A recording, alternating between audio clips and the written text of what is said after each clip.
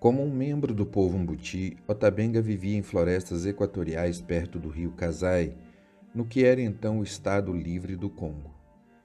Seu povo foi atacado pela Força Publique, estabelecida pelo rei Leopoldo II da Bélgica como uma milícia para controlar os nativos, a maioria dos quais era usada para trabalhar a fim de explorar o grande suprimento de borracha no Congo.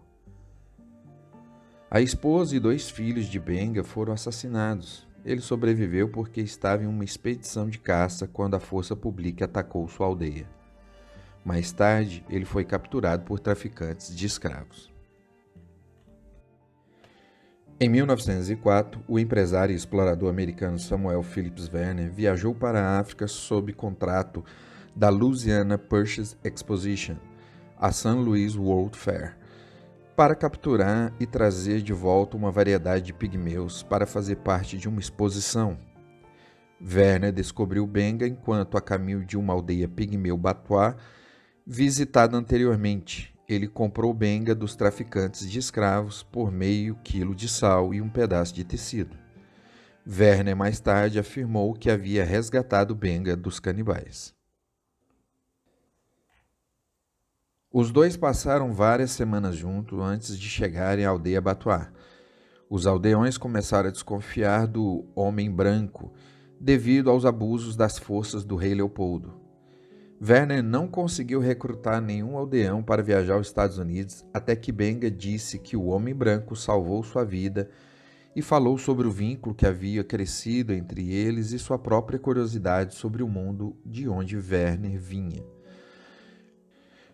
4 Batuá, todos do sexo masculino, decidiram finalmente acompanhá-los. Werner também recrutou outros africanos que não eram pigmeus, 5 homens da Bakuba, incluindo o filho do rei Dombe, governante de Bakuba, e outros povos relacionados.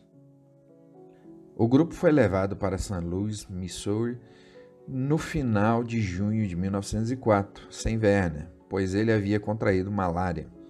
A exposição de compra da Louisiana já havia começado e os africanos imediatamente se tornaram o centro das atenções. Benga foi particularmente popular e o seu nome foi relatado diversas vezes pela imprensa como Artiba, Autobank, Ota Estrondo e Otobenga. Ele tinha uma personalidade amável e os visitantes ficavam ansiosos para ver seus dentes afiados em sua juventude como decoração ritual. Os africanos aprenderam a cobrar por fotografias e apresentações. Uma reportagem de jornal promoveu Benga como o único canibal africano genuíno na América e afirmou que seus dentes valiam os 5 centavos que cobravam para mostrá-los aos visitantes. Quando Werner chegou, um mês depois, percebeu que os pigmeus eram mais prisioneiros do que artistas. Suas tentativas de se reunir pacificamente na floresta aos domingos foram frustradas pelo fascínio da multidão por eles. Em 28 de julho de 1904, os africanos executaram a noção preconcebida da multidão de que eram selvagens, resultando no 1º regimento de Illinois sendo chamado para controlar a multidão. Benga e os outros africanos acabaram se apresentando de maneira belicosa, imitando os nativos americanos que vieram na exposição. O chefe Apache Jerônimo, caracterizado como o tigre humano, passou a admirar Benga e lhe deu uma de suas pontas de flecha. Benga acompanhou Werner quando ele devolveu os outros africanos ao Congo.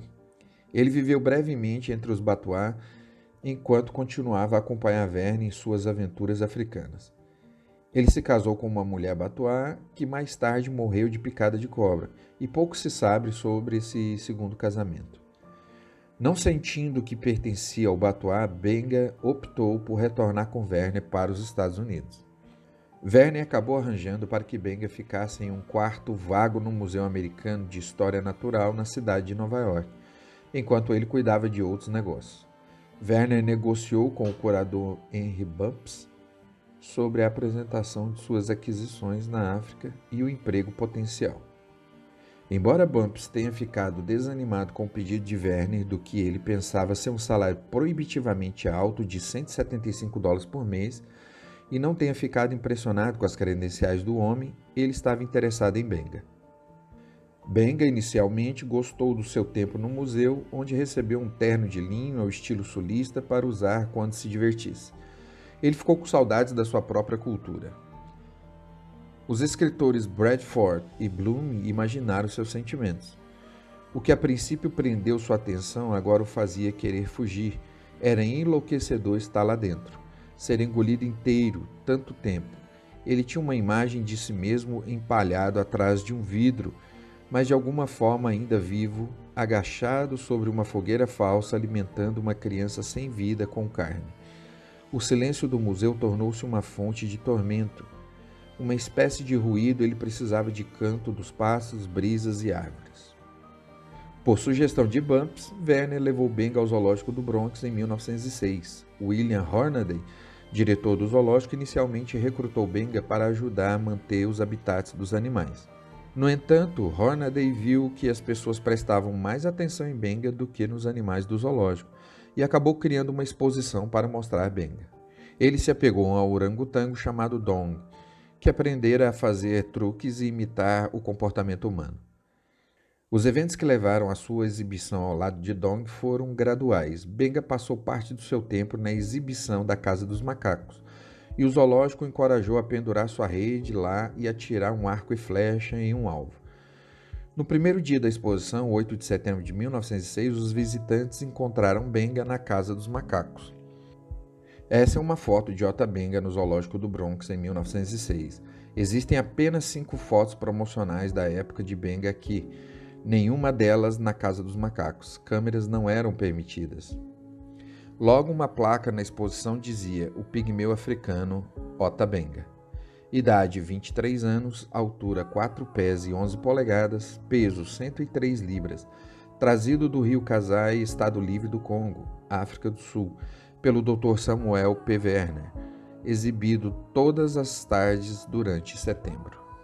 Hornaday considerou a exposição um espetáculo valioso para os visitantes. Ele foi apoiado por Madison Grant, secretário da Sociedade Zoológica de Nova York, que fez lobby para colocar Ota Benga em exposição ao lado de macacos no Zoológico do Bronx.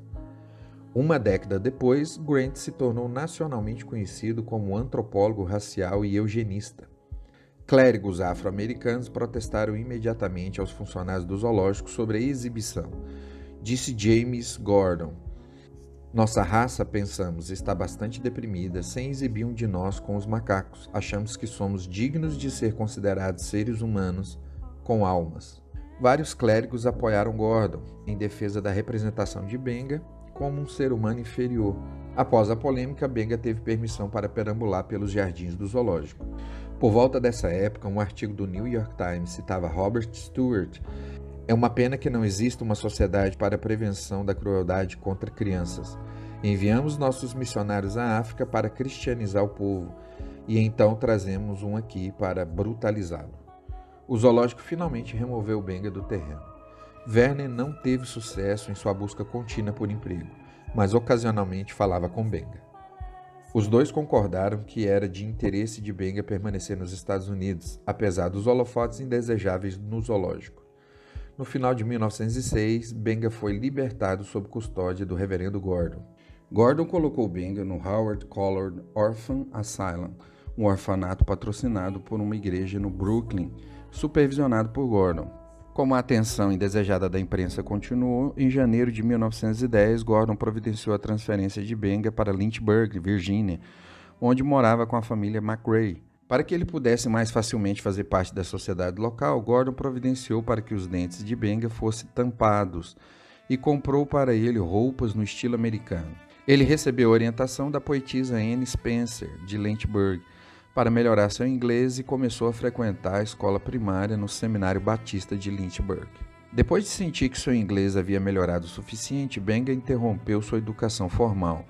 Ele começou a trabalhar em uma fábrica de tabaco de Lynchburg e começou a planejar um retorno à África.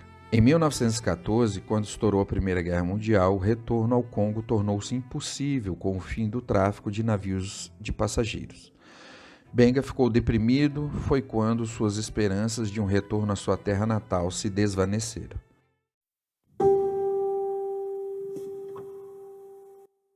Em 20 de março de 1916, com a idade de 32 ou 33 anos, Otabenga acendeu uma fogueira cerimonial, arrancou a tampa dos dentes e deu um tiro no coração com uma pistola emprestada.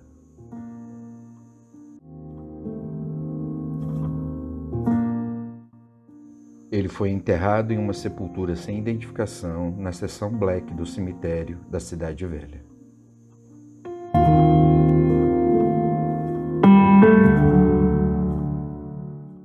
Então é isso. Essa é a triste história aí do Otabenga, rapazinho novo. E o Otabenga é mais um símbolo, né, desse racismo, não só norte-americano, mas racismo mundial, né?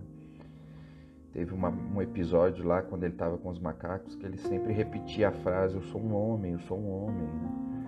Tem até uma placa sobre isso aí, com esses dizeres. E que isso sirva de lição, né? De alerta para que nunca mais se repita uma coisa dessa.